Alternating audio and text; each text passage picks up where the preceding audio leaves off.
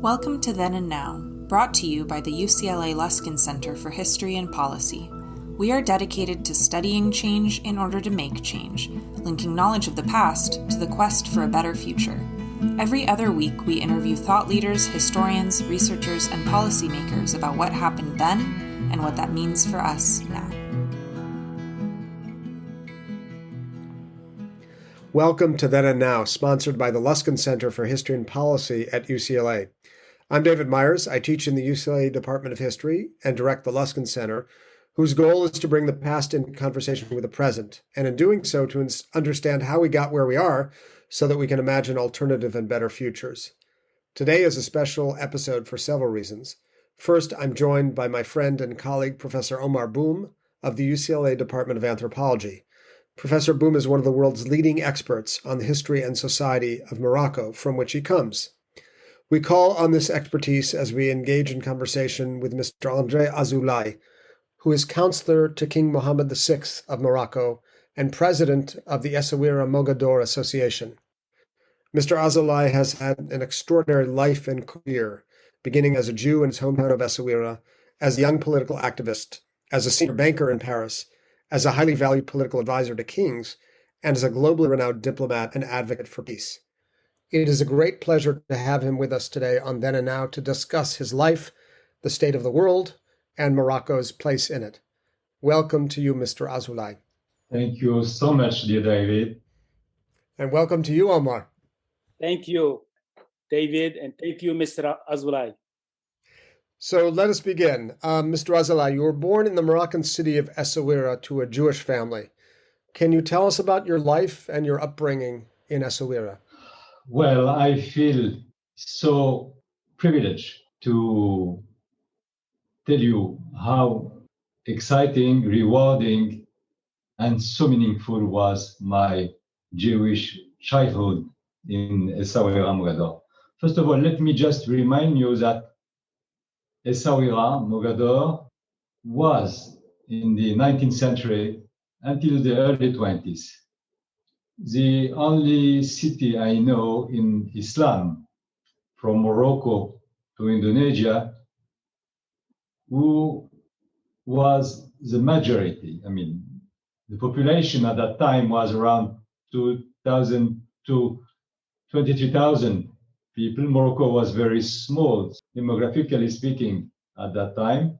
And Essaouira was maybe 22, 23,000 people. And the Jewish community at its peak was 16,000 people. So usually, Islam don't accept a non-Muslim majority on its soil. Essaouira was one of the very few exceptions, maybe the only one, regarding a Jewish majority. That's why I feel responsible to share it with you, this, long memory. And being Jewish in this city was just being a normal citizen, but with this capillarity with Islam, which was at every moment in our daily life, in the street, in the schools, in the social life in the city. And I remember that walking in the Medina and hearing something which sounds like a synagogue prayer could be also coming from a mosque, because we were praying on the same musical tempo, the Andalusian one. And walking on this period of my own history, I was fascinated by the fact that I found a very, very strong relation between what we name Zawiya, Omar, congregation, or something like that, Sufi congregation in the city, and the Jewish Sufi, rabbis or just people, because we were also at that time in Essaouira a very rich Kabbalist, let's say, study center. Center of Jewish mysticism. Yeah. But the two, I mean, the Muslim Sufis and the Jewish Sufis were connected to discuss together, to maybe think or pray together. Do you think that is why? Do you think that is why Essaouira was so unique? Could it have been because of that mystical background, the Sufi presence, and the Kabbalah? My feeling is it was central in this proximity and in this capillarity I mentioned before between Muslim and Jewish. It was not only that, but it was also a key part of it. And till now, I mean, we don't have any real scientific work to try to understand then how far, how long, how meaningful it was for both. And that's why in our new study center revisiting the history of relation between Islam and Judaism, we will make it as one of the on the top of our agenda to try to know more, to try to reconstruct, I mean, this part of our common legacy. I see it as very important. So I have a question. What kind of education did you get in this majority Jewish city? Was it a traditional education or a French Alliance Israeli Universal education? No, it was first traditional. But at that time we didn't know what does it mean to have a traditional Jewish education, because, I mean, believe it or not, we never heard about Orthodox or Ashkenazis and Sephardis.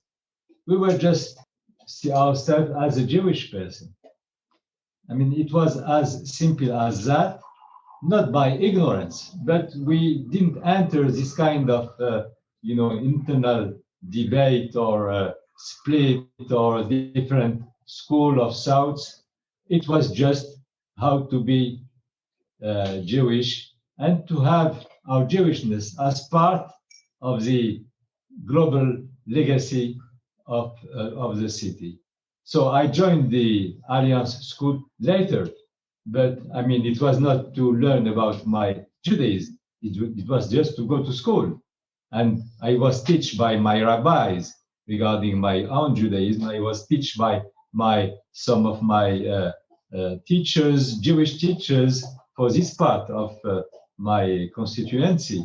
But again, the way I was taught by my rabbis, especially, or by my Jewish teachers, was to be first taking care of the one who is not Jewish in front of me. My Jewishness was depending of the other. And I remember very precisely, very clearly, even at my age, how I was prepared to my bar mitzvah by my rabbi, saying, you are Jewish because you are taking care of the others, of the one who is in front of you. If he is not able to enjoy the same dignity, the same freedom, the same justice than you, then at that time, your Judaism is at stake. And you cannot just be watching or just looking on this situation without acting. At that time, maybe your Jewish will be at stake. Yeah, it seems like we may have lost that important teaching, that fundamental Jewish teaching. Unfortunately. So, David, we have to retake over. Indeed, we do. Indeed, we do. Let's continue, however, further in your life. As a teenager, you, like many of your time and age, made your way to radical politics, initially in the Communist Party, and then into socialism. And we know that there were a good number of Jews prominently represented in the Moroccan Communist Party. Our own PhD student at UCLA, Alma Heckman, now a professor at the University of California at Santa Cruz, has just written a book on this topic. I'm curious about what drew you to radical politics when you were a teenager. Well, I joined the Moroccan Communist Party at the age of 16. So it was already, I was not just a teenager, but 16 years. But it was, believe it or not, it was one of my professors who was communist. And he gave me the opportunity to meet the General Secretary of the Communist Party. He passed away, Mr. Aliata, who was a very decent person. And in our first meeting, and it was not just a face-to-face meeting, we were a group of students listening to him. He came to visit us, and we were attending one of his conferences it was not in Essaouira. I have my college in El Jadida, a city near Essaouira.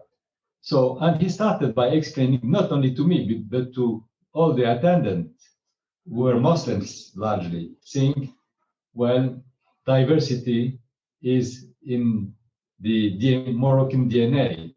And I'm happy that there is one of the Moroccan Jew attending the meeting, and I want to have him very comfortable, because the Jews were in Morocco.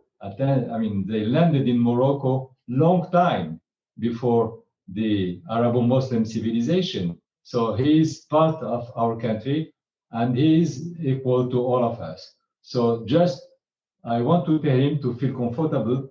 We know, and it was in the late 50s, he said, well, there is the Middle East, and there is Israel, and there is the Palestinians, but we have to deal with this file, with this situation,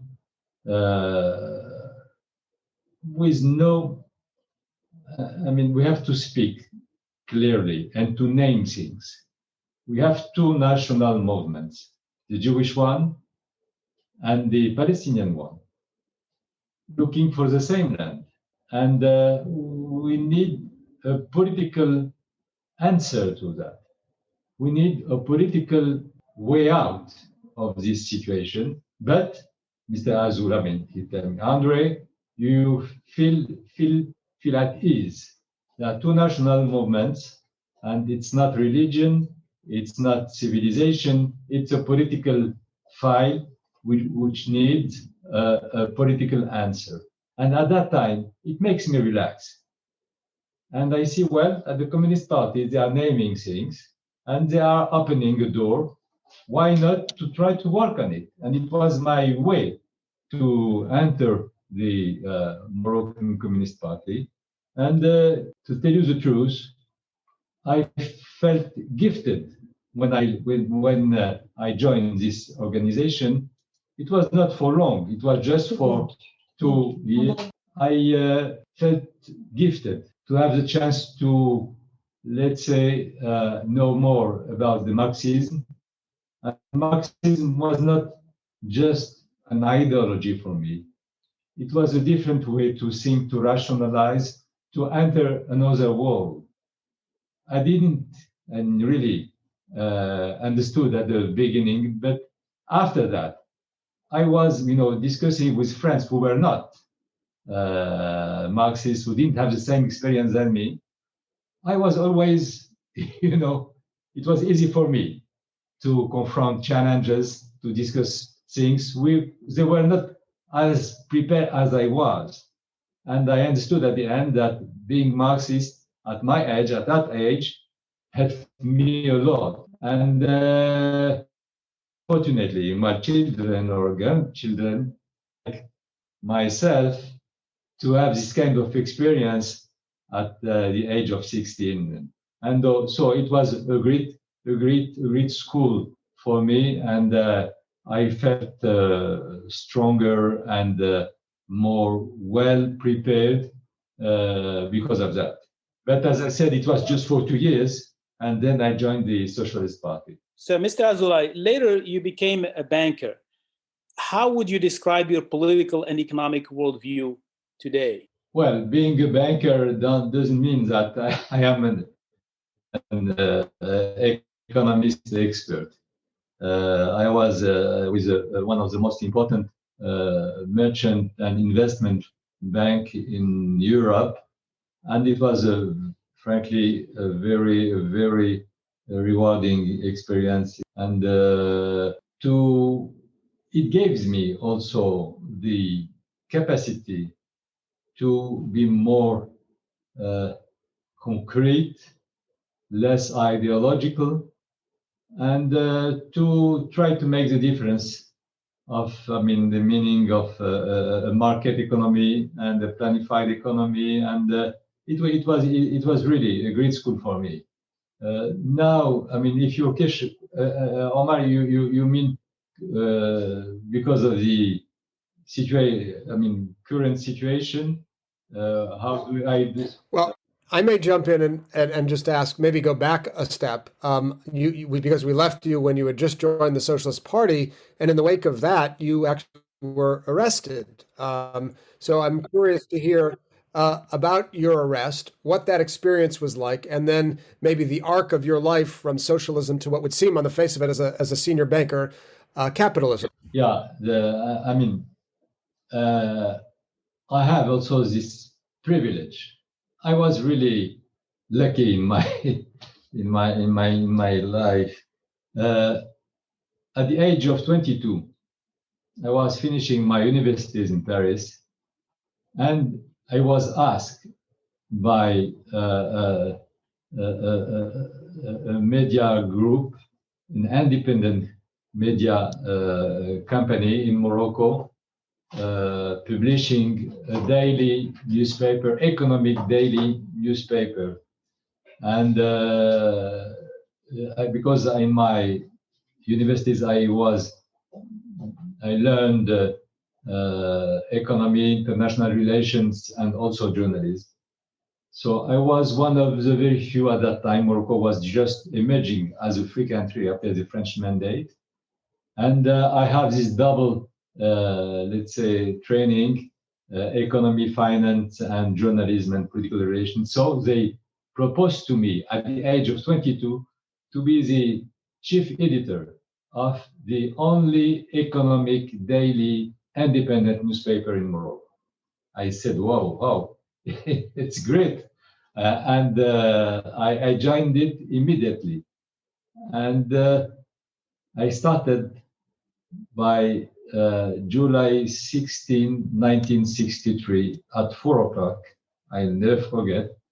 And I was arrested at 6 the same day. I said, whoa. I at that time, because I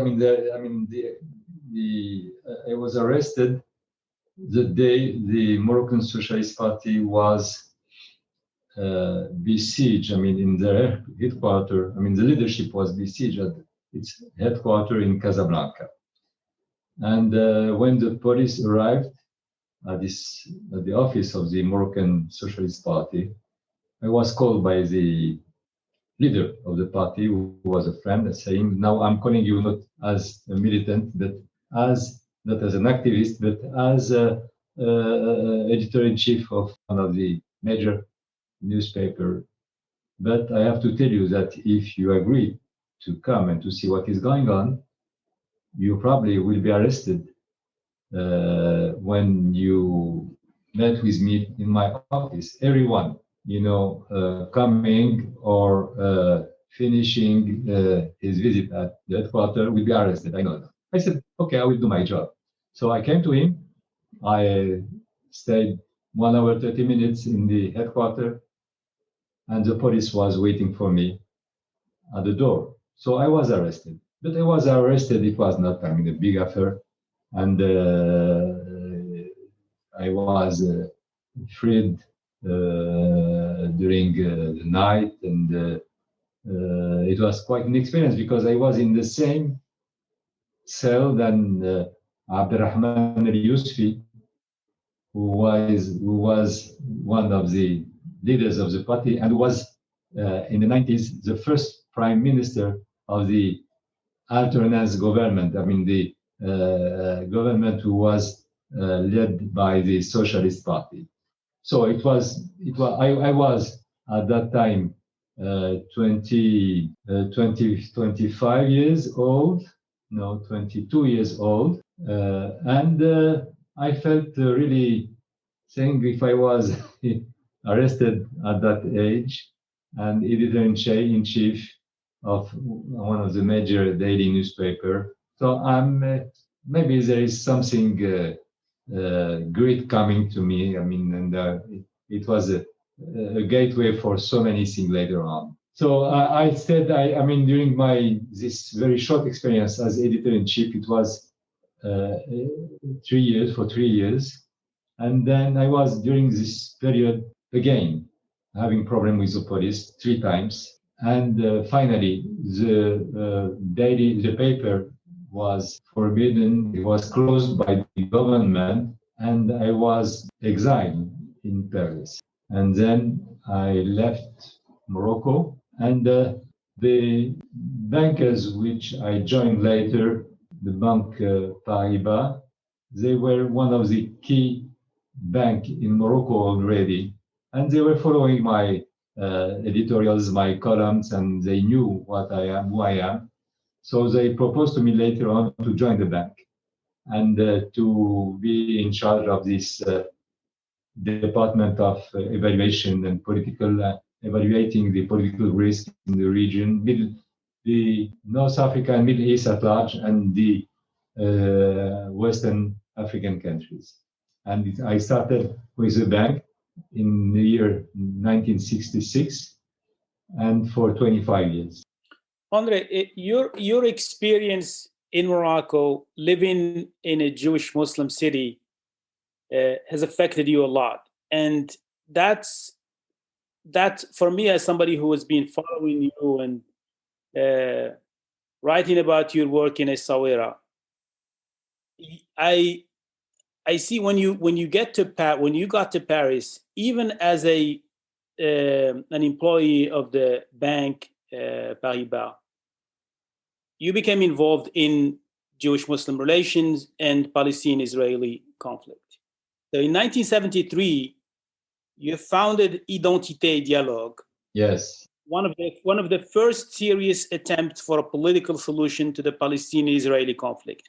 Yes. What led you to start this project with your Palestinian friend, Issam Sartawi?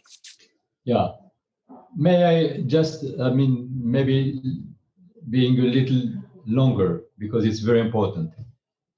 For me, it was a major period and a major breakthrough. Identity and dialogue, there are two main goals. The one named identity, and the second one dialogue. Identity, why? At that time, Moroccan Jews were so deeply alienated culturally and let's say in their normal Jewish life. At that time, Moroccan Jews were changing their name, because they felt almost guilty to be born in Morocco or to be identified to Morocco because of all this stigmatization, ostracism, and ignorance of the other Jewish constituencies, largely in Israel, but also in the Western world. And in place of being named Azoulay, they preferred it will be more comfortable and easier to be named, Finkelstein or something else. And in place of being born in Essaouira, born in Marseille or Aix-en-Provence, makes their lives easier. And could you imagine something more tragic than just cutting the link with yourselves? And it was at that time, maybe, you heard and you read things about it, radical movements in Israel named Black Panthers or Wadi Salib people. The Moroccan Jews in Israel were named Morocco Sakin, which means the people with a knife. It was terrible. So we said we cannot just continue to be watching what is going on. It will be exposed. The whole Moroccan, Jewish Moroccan civilization, history, memory, legacy. I said we have to do something. It was for identity. And then dialogue. Dialogue was for us, because we were, activists already, to try to give a chance to the two national movements I mentioned before, and to start thinking of the way out by working for two-state solution, living side by side. And I met for the first time Abu Mazen in 1974. It was, at that time, not easy for a Jewish person. And I'm not the exact profile of the people who were demonstrating in the streets and everything. I was part of the, let's say, institutional community, working, being vice president of a bank, and not the usual suspect, if I may say that. So I met with him, and I have to tell you, because I'm still alive, that what Abu Mazen told me in 1974 was exactly what he implemented later on. He is a very decent person because he kept his word. And I want to testify and to mention that. And at that time, it was, secret meetings, a lot of things to, because he was the only one of the very few, let's say, probably the only one in the organized Jewish community and in the business community, in the elite, if I may say that, quote unquote, who decided to be in touch with the PLO. And it was a kind of, trahison, trahison compared treason. To what. Treason. Yeah, exactly, treason.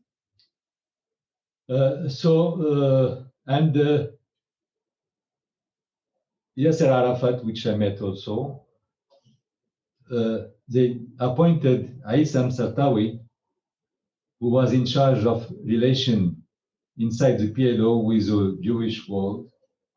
They appointed Aissam Sartawi to be my interlocutor we worked together for 8 years. And he was assassinated, he was killed in a meeting of the International Socialist Organization in Lisboa, and he was sitting just aside Shimon Peres, and the killer, he could have killed Shimon or himself or Aissam exactly at the same moment. They were sitting side by side. So Aissam was a very, very important person for me. He teach me the complexity of the Palestinian file. I teach him about the complexity of Judaism and the Jews regarding the situation in the Middle East. And it was, for me, an important period. And unfortunately, he paid by his life, his commitment to try to give a chance to adjust and the last peace with the Palestinians, between the Palestinians and the Israelis. This is 20 years before the Oslo peace process. Exactly. 20 years. 1993, we remember that scene in the White House Exactly. when President Clinton brings together 20 years before, Exactly. the year of the Yom Kippur, the October War, a time when Jews and Arabs were at war with each other. And there you are with your Palestinian friend talking about the two-state solution. It's really quite remarkable. David, I will not say friend. I respect this person. And it was not just a friendship work.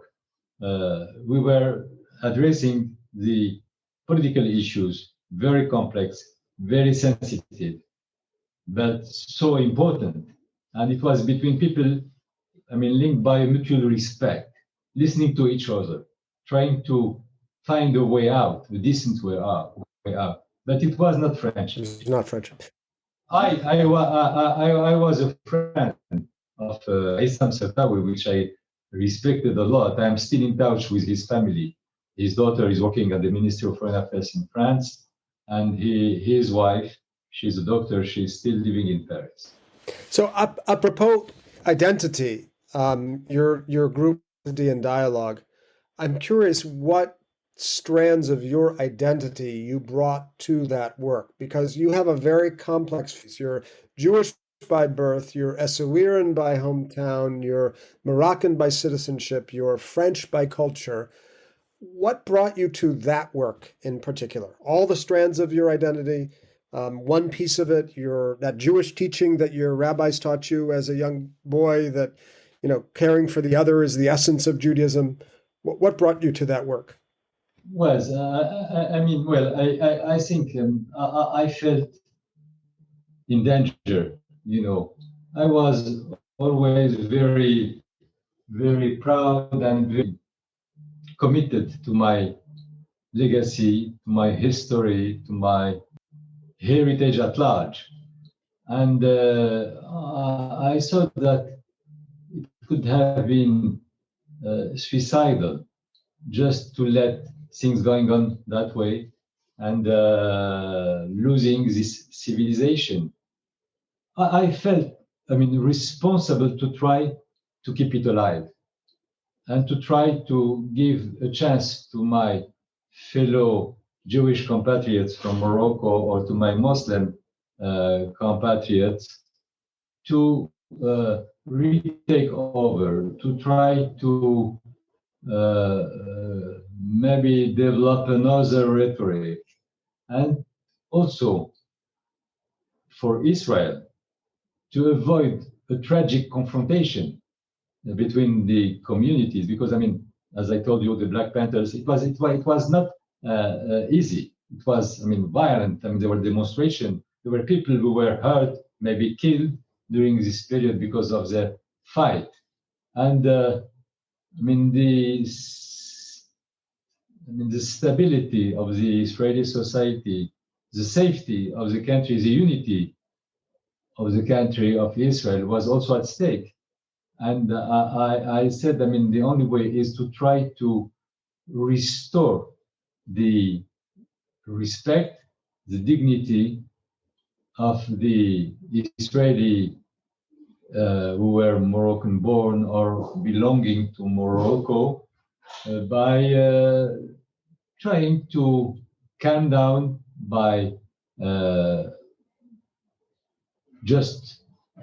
respect and by knowledge, by telling the Israelis, part of our history and civilization. Let me mention something which I was confronted to at the very beginning of this work.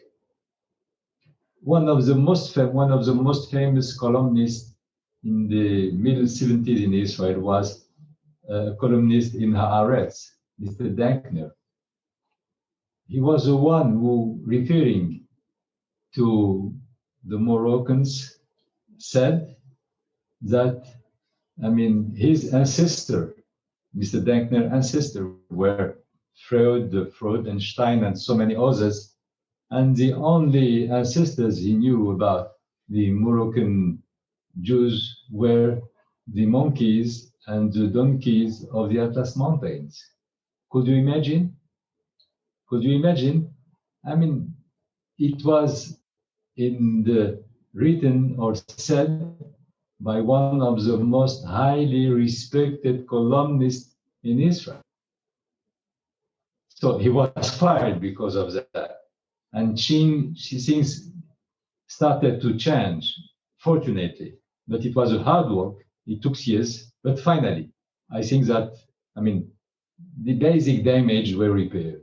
And I think that we can be proud of, the work done by Identity and Dialogue. But it was also the beginning of a new rhetoric, not only in Israel or in the diaspora, but also in Morocco.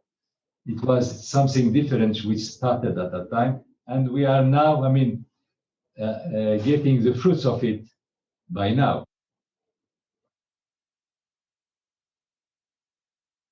No, unfortunately not, but we give a chance to this, perspective, but we spoiled so many opportunities. We missed so many rendezvous, especially in Morocco.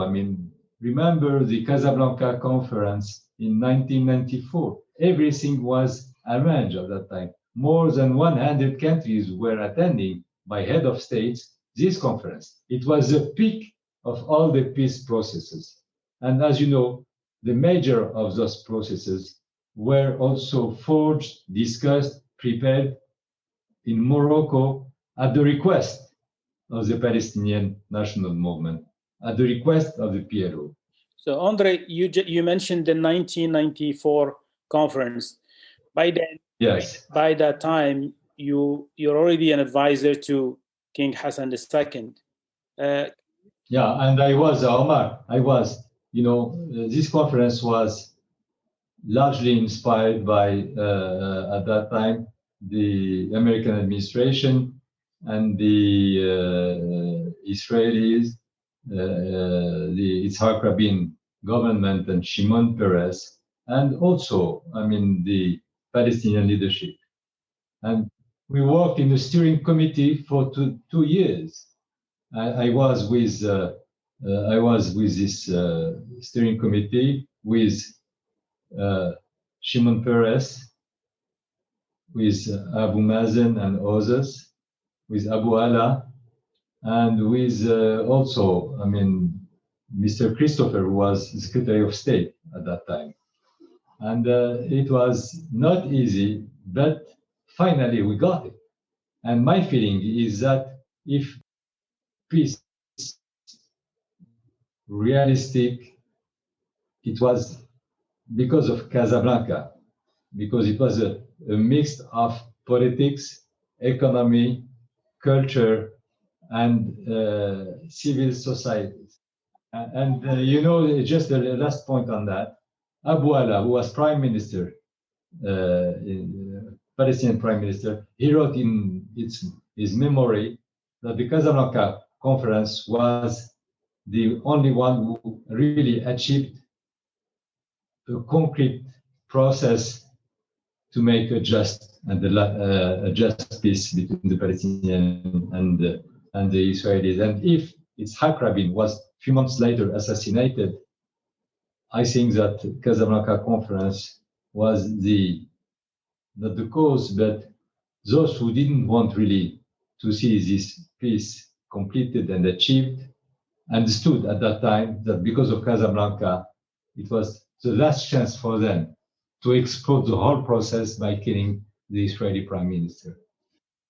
So by then, by 1994, you're already an advisor to King Hassan II. Can you tell us a little bit why did you make the decision by the late 1980s, early 1990s to go back to Morocco to serve as advisor to King Hassan II, and how Essaouira also became part of your project to foster more this interfaith dialogue project that you've started to think about in the 1970s with the founding of Identité et Dialogue? Yeah, it's two different questions, but I will answer. Well, first of all, I was appointed by His Majesty the King Hassan II in 1991. I started my work at the Royal Cabinet at that time, which means that I am in this responsibility for now more than 30 years. And I'm very proud because I think that I'm the first in this kind of, long experience. So, I was not appointed by His Majesty the King because I was Jewish. He knew about my work at the bank, and I was not a good, banker because I was Jewish. It was because of my expertise. It was because of my experience. And the king was very clear on that point from the very beginning, saying, I'm calling on you as a Moroccan to join our team to help and to be part of our economic and financial challenges to give the chance to Morocco to move forward. It was clear cut, crystal clear from the very beginning. But he knew, because I was not having my Jewishness in my pocket. I was an activist, public activist. I mean, everyone knew about it. And I met also many times His Majesty before of that. Because as you remember, as I told you, I left Morocco not in really friendly situation. And I discussed with him what happens to me, why the newspaper was closed, and everything was discussed, and we were clear. The two of us were clear. And when I created and I launched Identity and Dialogue, I launched it based on my Moroccan legacy.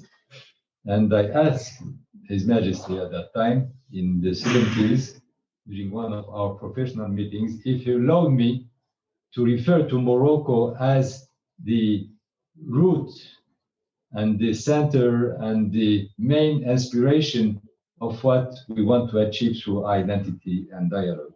So Morocco was always at that time central and prior in our, in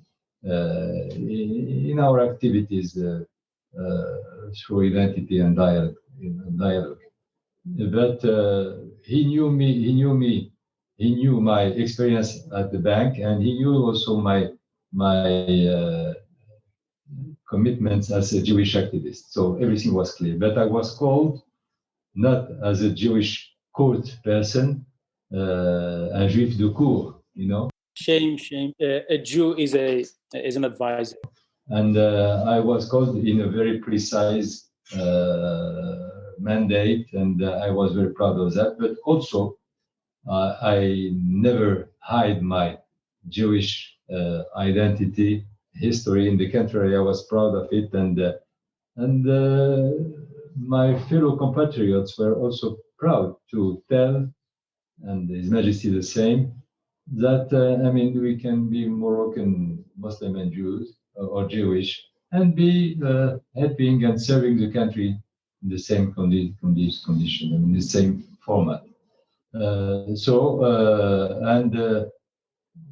Still the case, but I'm more than ever maybe committed to try first to help the refundation of the Moroccan Jewish history, identity, and part and role in the Moroccan national history. And we move forward year after year. I will not list all what was achieved, but the vote of the new constitution in July 2011, mentioning in its foreword that Morocco, as it is today as a nation, as a people, as a civilization, was also first nursed by the Amazigh civilization, the Jewish civilization, later on by the Arabo-Muslim civilization, and all what we know. So it was a major step and a major breakthrough. And then now, when we are discussing in a time which we are, when we are developing a real cultural revolution in our educational system. You heard about what was signed in Essaouira by the Minister of Education and our foundation and association to rewrite and to revise the scholars' curricula to teach the Moroccan children the Jewish part of their history, national history. It's key. It's fascinating. And you know that you have now hundreds of clubs or association inside the colleges devoted, first of all, created by the children, by the students, and by it's something which is bottom up to try to know more about the Jewish part of their identity and their history. It's fascinating. I have been in the colleges, and I hope that one day you will experience the same things by listening to those teenagers explaining how proud they are and how excited they are to know their diversity. And it's true for Judaism, it's true also for the Amazigh civilization, for our African roots and our European, let's say, Andalusian roots, as it is said in the foreword. And it makes, I mean, when we launched this process 2 months ago, I received hundreds of messages or mails from the US, Europe, Israel saying, well, you are now doing things which not anymore possible to do in Europe or in the US. I was so, maybe it's too much, but it said how this kind of process, I mean, implemented by Morocco is so rewarding and so important. Nobody imagine in Islam by today, because of all what you know, we are in a time and we are in a world community where denial is everywhere, where clash is everywhere, and we in Morocco are following exactly the opposite way. So why? Why Morocco? Why the Moroccan exception? And as I ask that question, I wonder about your own life choice. You are, after all, a citizen of the world. You are perfectly at home in Paris. You are at home in New York. You are at home in many places. But you decided to come back to Morocco. And you're a great Moroccan patriot.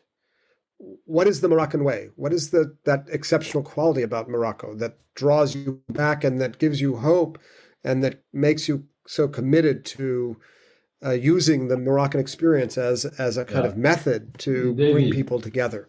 It's not by accident, and it's not a posture, and it's not cosmetic.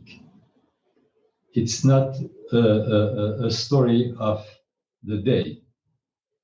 In fact, we worked a lot, and the situation was not as easy or as clear as it is today, not a long time ago, just a few years ago. And I will not forget that I was myself stigmatized, ostracized by hundreds, thousands of my fellow compatriots when they were demonstration in the streets after, you know, the bombing in Gaza or a confrontation or a terror attack in Tel Aviv or in Jerusalem.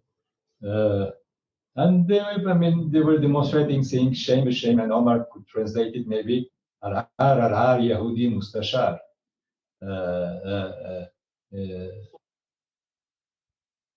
Advisor, yeah. But this time is over. It is over not by miracle. And it is not over because we, the Moroccan people, decided to be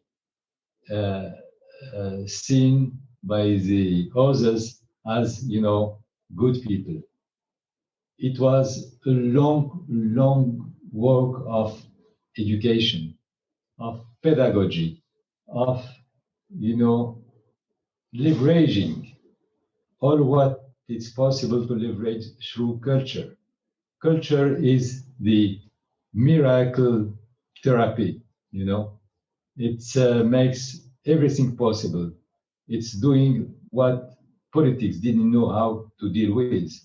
It's doing what, even I mean, you cannot buy it, you cannot get it by war, you cannot get it by tanks.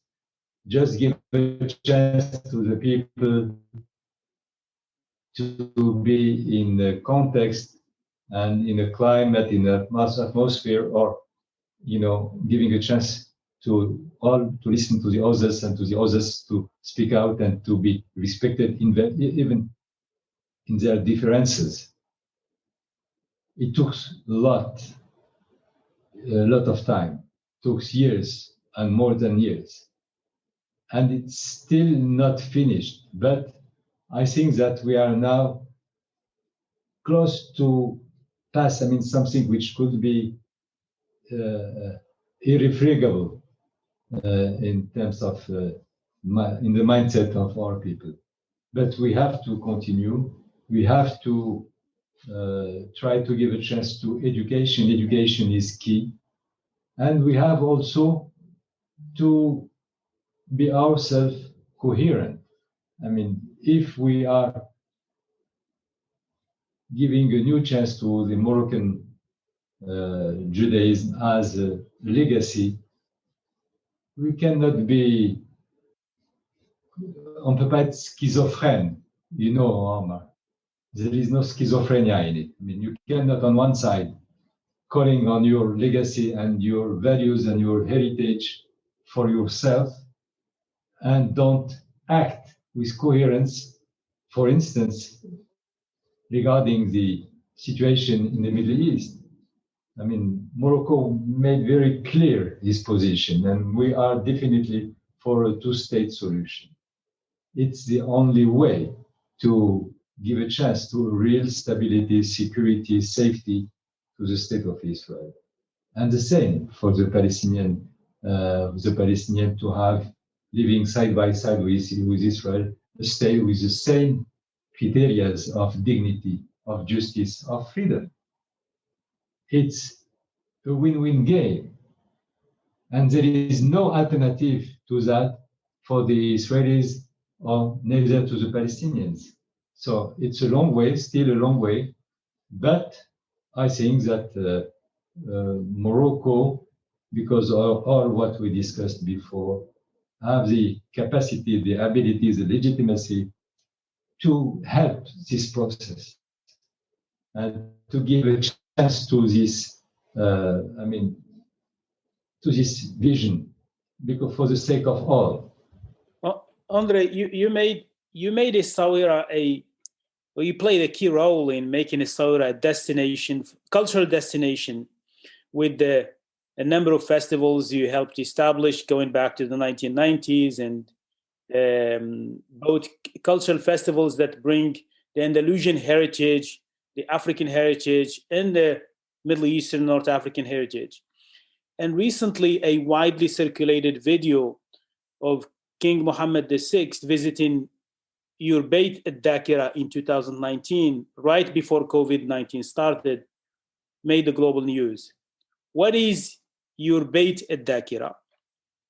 And what does this institution mean to Moroccan Jews today and to hopefully and potentially the world? Yeah, Beit al-Dakira is very unique. Beit al-Dakira means the house of memory, the house of history. And we have this, the two of you, they visited us before the inauguration of Beit al-Dakira by His Majesty by January 15, 2020.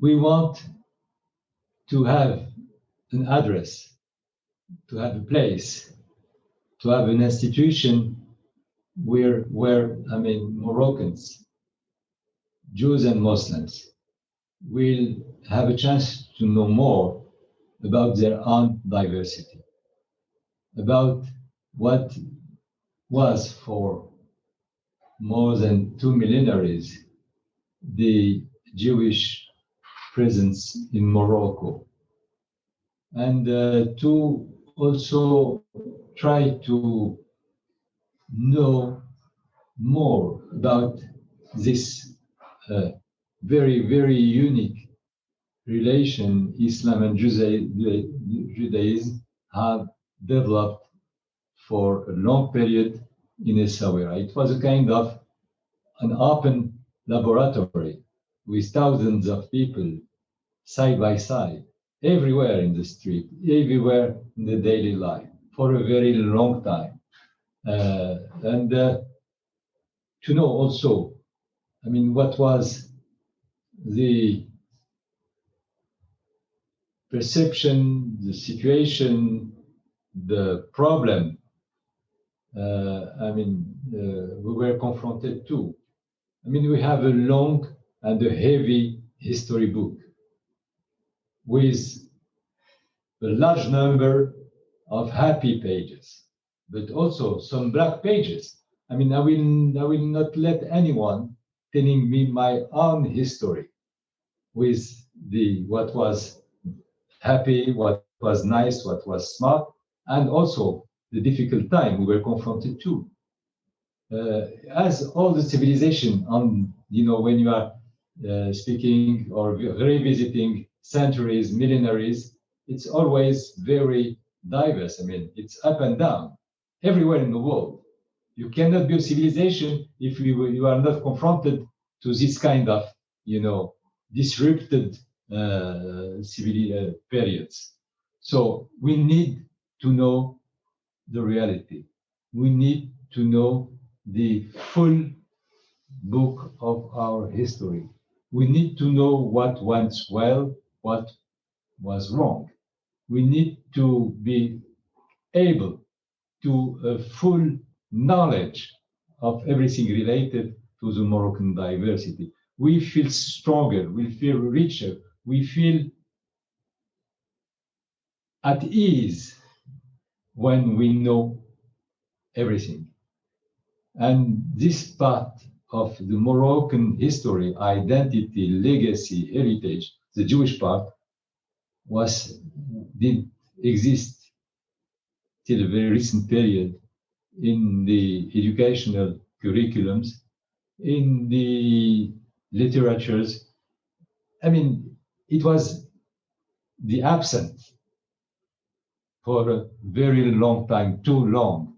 Now this time is over. And we have decided, and it is what makes me so proud as a Moroccan citizen.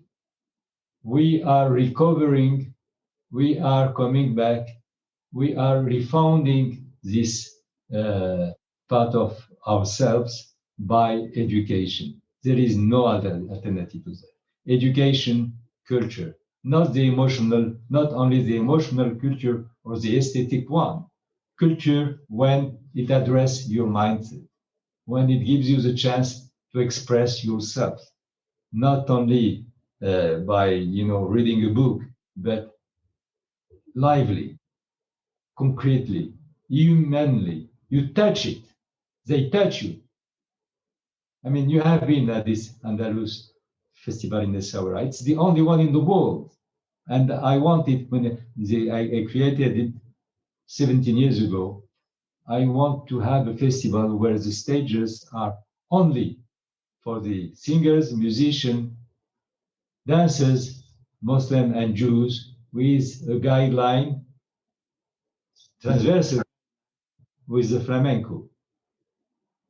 At the beginning, we were a few hundreds. Now we have thousands, Jews and Muslims, coming from Morocco, but from all over the world, just for the chance together, to sing together, to perform music together, and to enjoy it. No one was, asking you to do it. You are coming by yourself. And year after year, there are more and more people. It's fascinating, and it's not, again, cosmetic. It's very powerful. And we know during this process, 17 years, how people arrived and how different they left the city after the festival.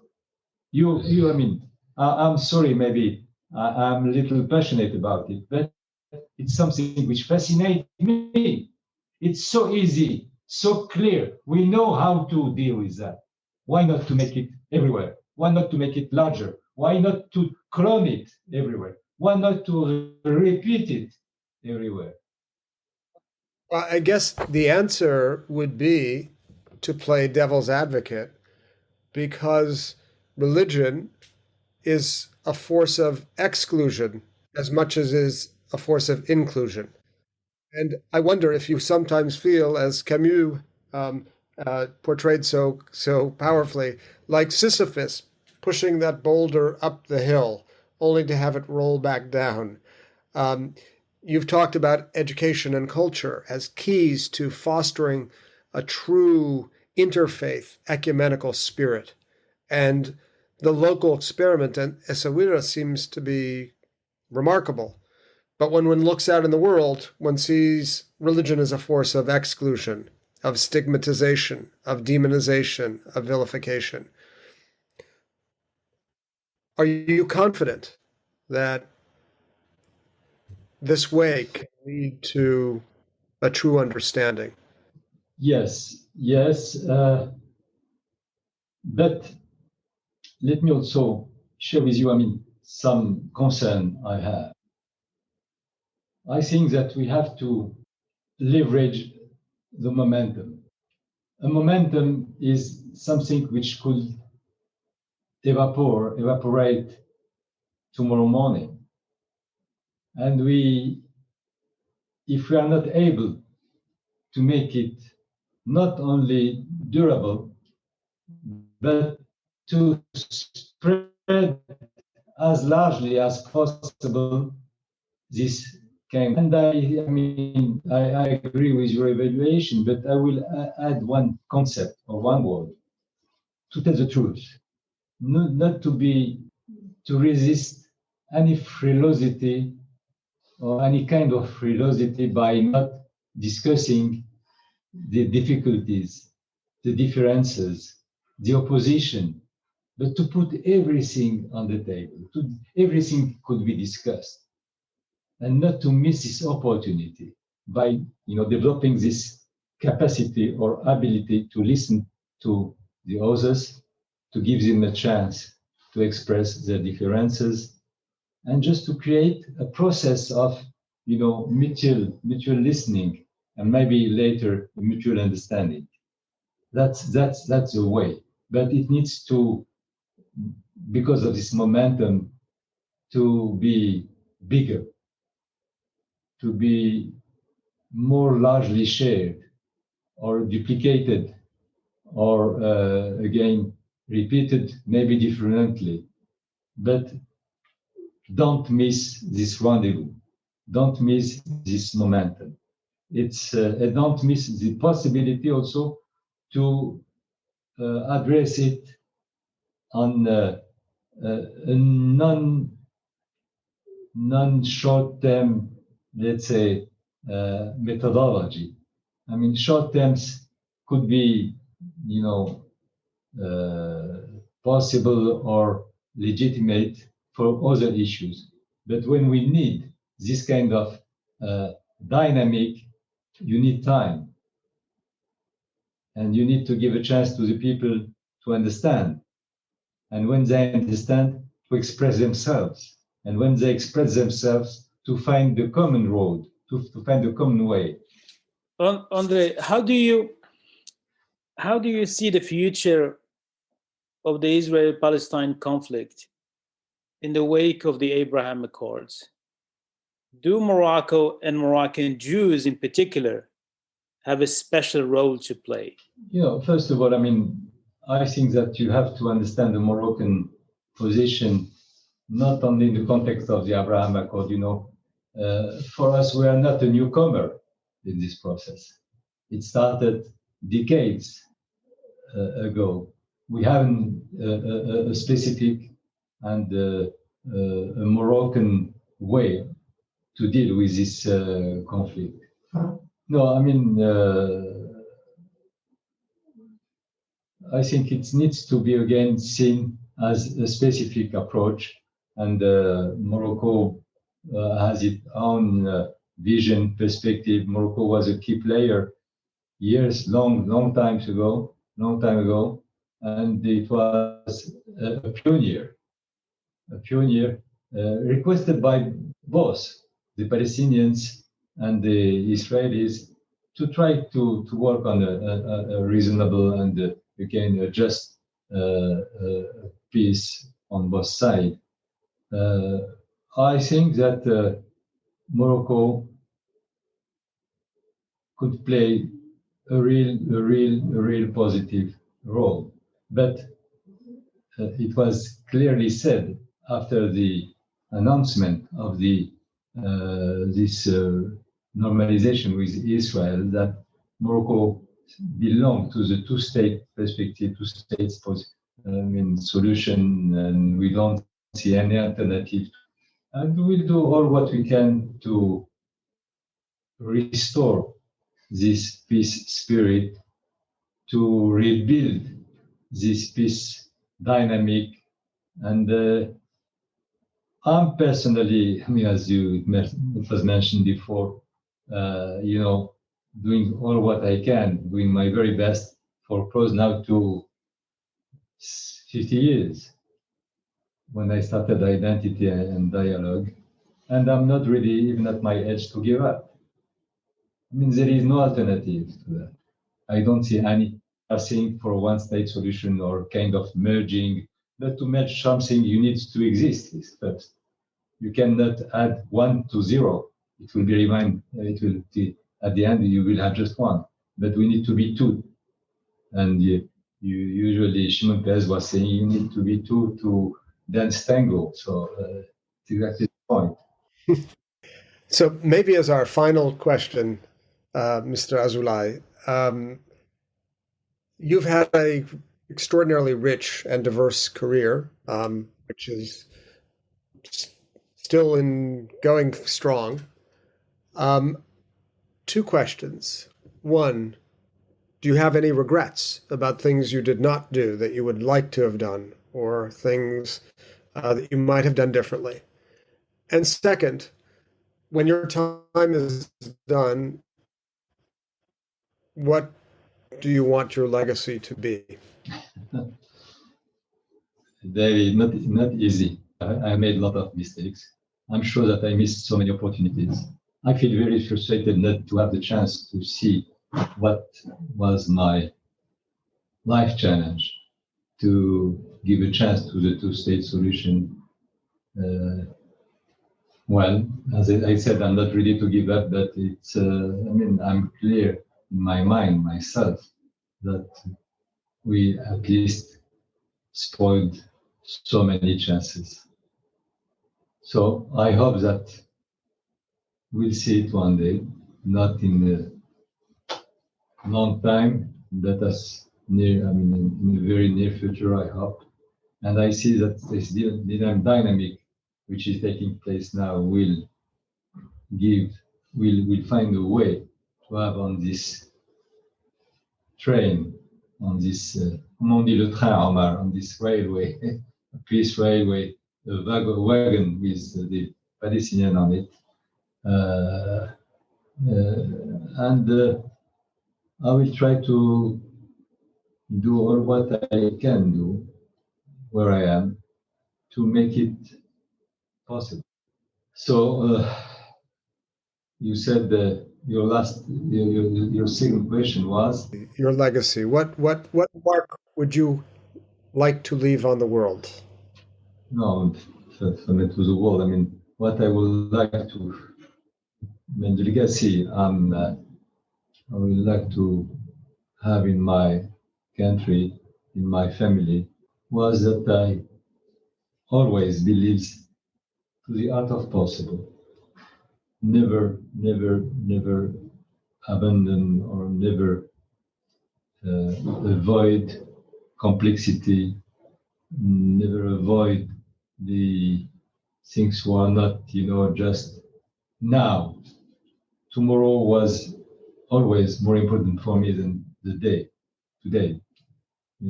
It's very important just not to dream, but to look far away for the good. This has been a most extraordinary hour. Thank you to my colleague and friend Aomar Boum, and above all, thank you to Mr. André Azoulay. It's really been an honor having you on this episode of Then and Now. May your work continue to bring rich fruits to the world. Thank you. Thank you, Mehdi. Thank you for having me.